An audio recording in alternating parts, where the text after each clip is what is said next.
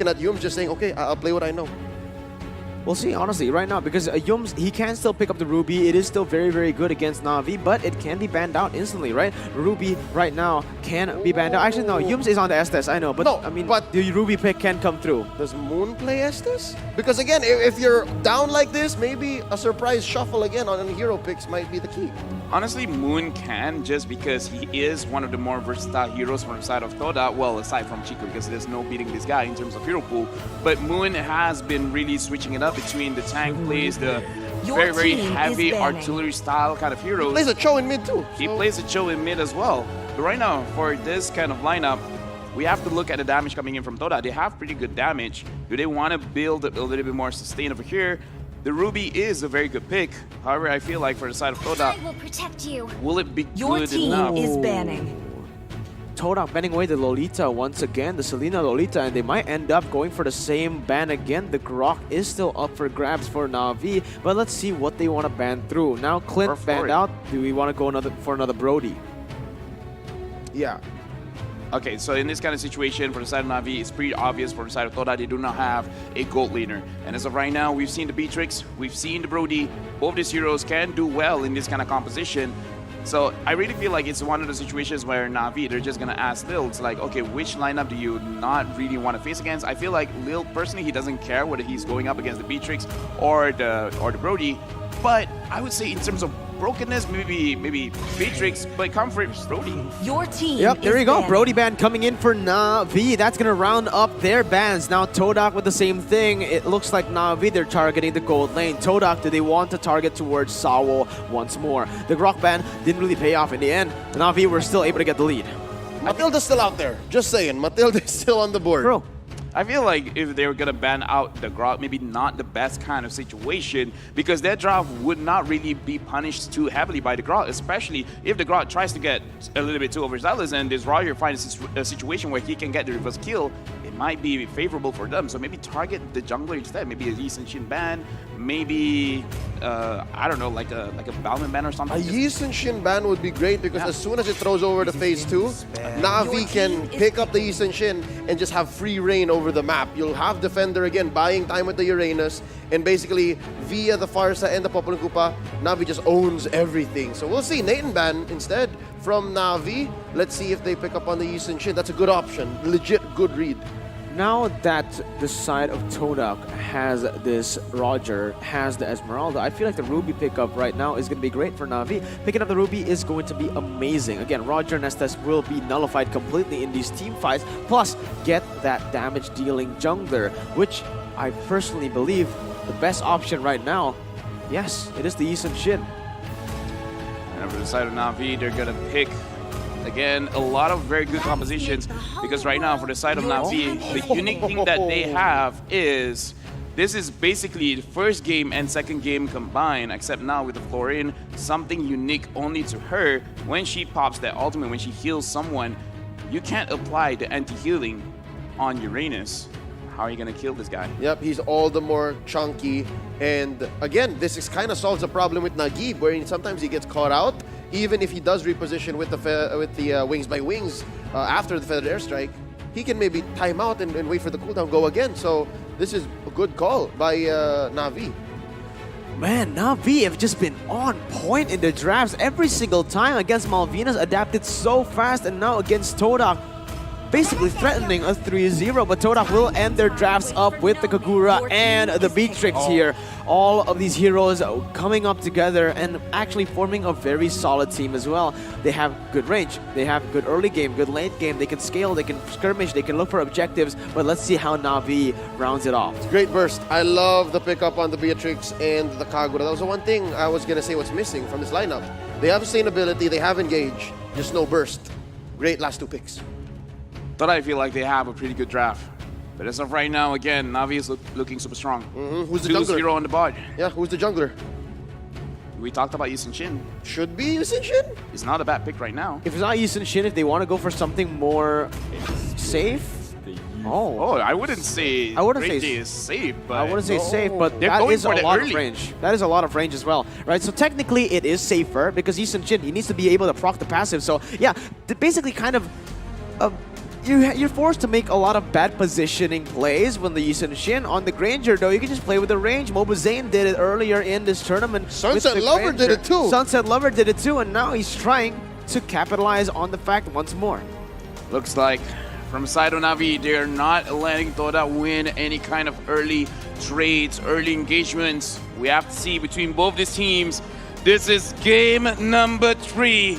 The life of Team TODAK is on the line. If NAVI wins this game, we have to let go another MPL champion.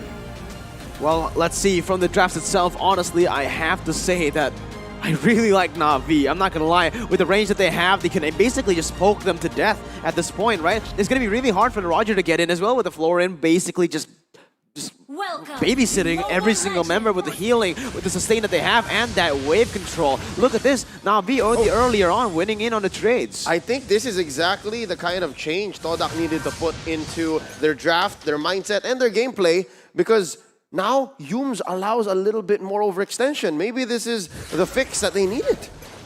Well, let's see. It's going to be, again, NAVI controlling the early pressure here, already chunking Yums low, but TODAK actually will be able to clear out the waves faster, and that is very good setup for the Little Wanderer. Obviously, with the Roger, Granger can't really go for it, but oh my god, he steals it! Still got it!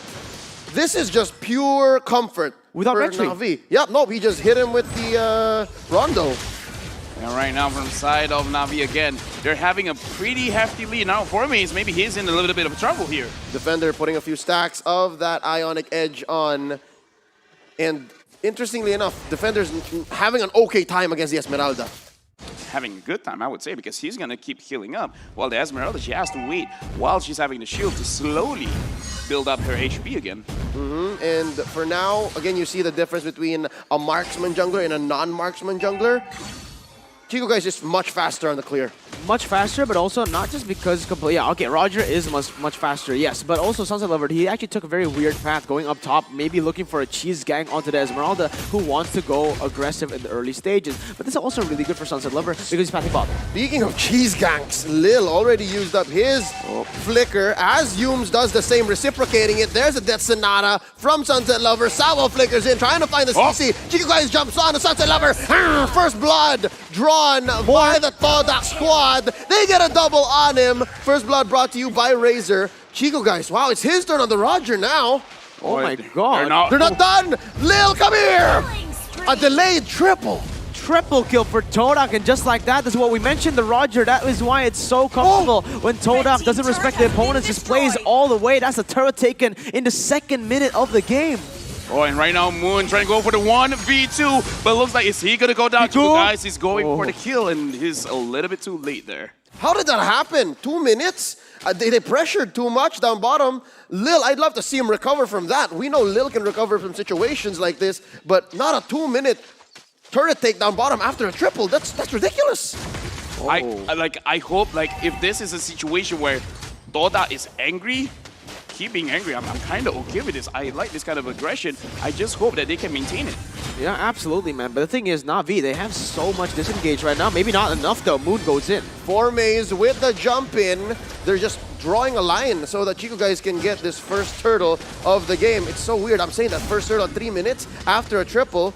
And it's going to be easy pickings as Sunset Lover runs away elsewhere. Turtle take brought to you by the STB. Oh, Moon! He's something else right now. Chico guys jumps on to Salvo. Moon secures the kill. I'd rather say Feathered Airstrike by Nagi, but he's blasted by Momo with the bombs from Bennett. And now there's a bite by Lil onto Momo. Just Yums activating everyone. And another ult from Momo taking down Lil. It's going to be Formaze confirming the kill. And here's a 5-man demolition squad taking down tier 1 mid in 3 minutes 40 seconds. Starting with 1 kill on Roger is already such a huge power spike, but he started on 3 kills, and you can really see what it's done to this hero. This is crazy right now. Even diving under the turret, he's able to take a lot of the shots and not die, not even lose half health. That was beautiful by Chiku guys, knowing the exact limits of this hero. The thing that I like when Chico guys plays the goal lane is he wins the lane. So if he's a jungler, he just goes to the lane. Yeah, I'm okay with that. And I feel like for that kind of situation, just now the far side not being able to take him down because he's not taking turret damage, it's actually good that you make sure that he took aggro first.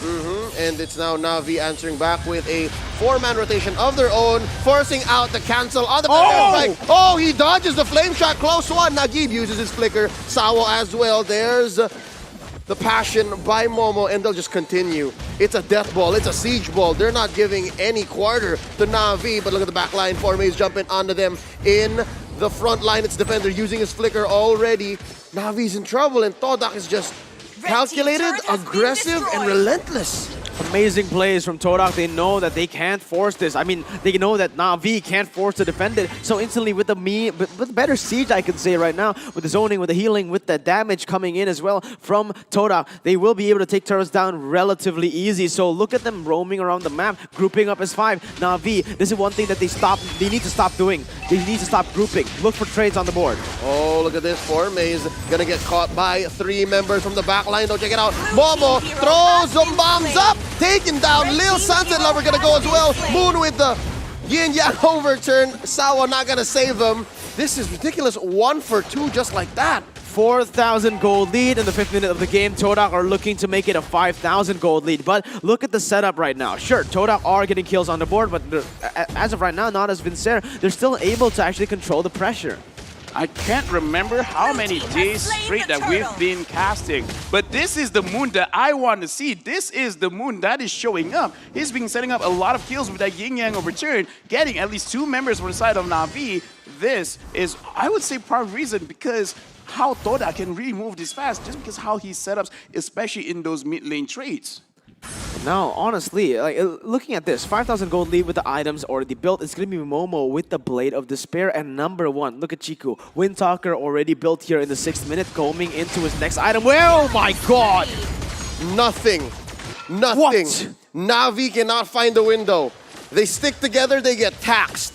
They stand alone, isolated, they get ganked. It's very difficult to be anyone on the side of Navi. They need Defender. Right now more than ever. But I think even Defender wouldn't survive a 2 or 3-man gank from TODAK at this point, being 6k gold ahead in 6 minutes. No, man, the Windtalker and the War Axe. Oh! Formays, maybe, but not quite. There's the shutdown, but it's too late. Still always gonna be a trade. 2 for 1. Chico guys takes down Nagib, and Defender just pushing them back. This is just damage control. TODAK's still gonna take what they want.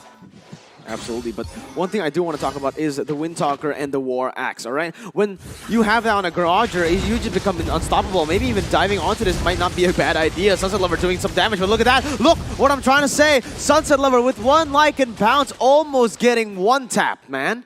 And we're talking about how TODAK is playing the game of Navi. This time, they're really forcing Navi to play their own game because right now, oh, hold on, Defender is going in front. Navi, we do have to remember that they have played from behind so many times.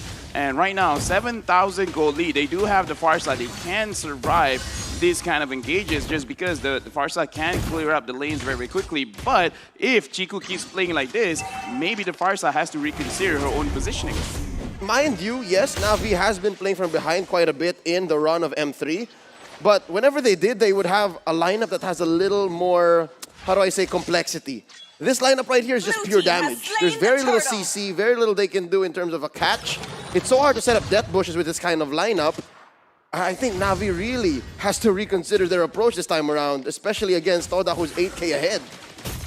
Reconsidering, yeah, for sure, man. They need to keep on just looking for trades. Again, they've been forcing a lot of these proactive movements on the map, and they've been getting punished. But look at this. Formays dancing around, oh, gonna keep him alive. There's a 5th of health left on Formays, and now just under half. It's no punish from Natus Vincere at all. This is the dancing fish that I want to see from game 1. Right now, Formays is dancing around, and they are not stopping 5 people here from the side of TODAK. They're gonna get mid inhibitor. And this is the thing from Navi, they actually find comfort inside of the base, but I don't think with an 8,000 gold lead. I said it before, you know, even when you have an 8,000 gold lead, Navi, as long as they have the turrets, they will still be able to come back. But at this point, they won't have the turrets. Actually, 1 inhibitor turret already taken down in the 8th minute. This is already, snowball is an understatement. TODAK are completely controlling the game as Defender jumps in. Right Right now, looking from the side of Toda, how can they siege? How can they engage? Formis is going heavily in front. But look at the damage! Moon starting up with the overturn. Nagib answers back with the feathered airstrike, and they rotate onto top lane. That's going to be a lot of damage still on that umbrella as they go back and forth. TODAK still at the advantage. That's going to be Chico guys going in. Defender being the only representative of Peel on the side of Navi.